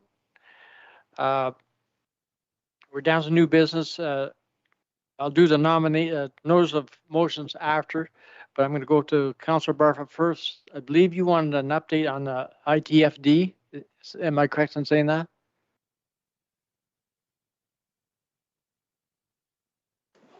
Yes, Mr. Mayor, please and thank you. Okay, I'm not sure exactly what kind of an update you want. Well, let me fill you in. Okay. Okay, you're the chair of the board. I am. Why are you and a representative from Meaford not on the hiring committee? I find that highly irregular and unacceptable. Thank you, Madam Clerk. Thank you, Mr. Mayor. So, Councillor Barfoot, I believe you're referring to the fire chief recruitment process. That's correct? That's correct. So that process has been placed on hold pending onboarding of the township CAO, being Ms. Fletcher, in January. So at that time, we will reevaluate the hiring committee, as there has been expressions of interest from the board to have a board member sit on that very hiring committee. So for now, that recruitment process has been paused pending further evaluation by our new CAO. Thank you, Madam Clerk. Does that answer your question, Councillor Barfoot? Yeah, but I'm still puzzled as to why it went the way it did in the first place. That's highly irregular. Well, all I can say to that, Councillor Barfoot, is that we have paused the situation and we're going to move forward with our new CEO and move forward with our recommendations of the process we should follow. Okay. Thank you. So now I'm down to notice of motions. I believe, Councillor Barfoot, you indicate you had a notice of motion? Yes, I would like to see staff or have staff do a report on licensing fees in the township. This came up years and years and years ago. Why do we not have a licensing fee in the municipality? Every other I shouldn't say every other municipality. Most municipalities have a licensing fee. Why do we not have one? Okay, without getting into the nitty gritty of what you're suggesting, I'm going to let Madam Clerk respond. Thank you, Mr. Mayor. And Councillor Barfoot, are you referring to a business licensing fee? That's correct. So I'm actually in the midst of drafting a new policy that will combine all of our existing licenses as well as that of a business license for consideration of council in the new year. I do have to apologize. I know that I had intended to do that in the third quarter of this year, but unfortunately other priorities have come up and drawn my attention.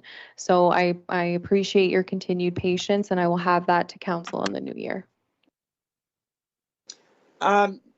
Another suggestion is sort of along the same lines.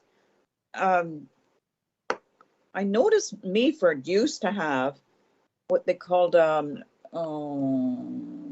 business directory, and I don't know if that was a spin-off from the licensing fee or not, but they had a directory that had listed all the businesses in Meaford. So, you know, like a new residence or a resident could pick it up at town hall. I used to have one. I don't know if I still have it in my desk or not, but just food for thought.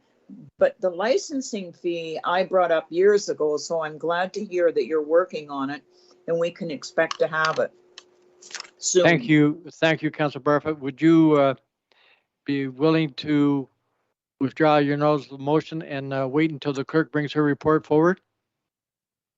Yeah, I guess. Thank you, Councilor Barfoot. So there's no other notice of motions. I'll move on for agenda. We've no closed sessions. Our next meeting is December 15th at 5 o'clock. So I need one more motion to adjourn. Wow, hands it up pretty quick. Moved by Councilor Colburn, second by Deputy Mayor Carlson. All in favor of adjournment? Thank you, everybody. Good meeting. Good evening, everyone.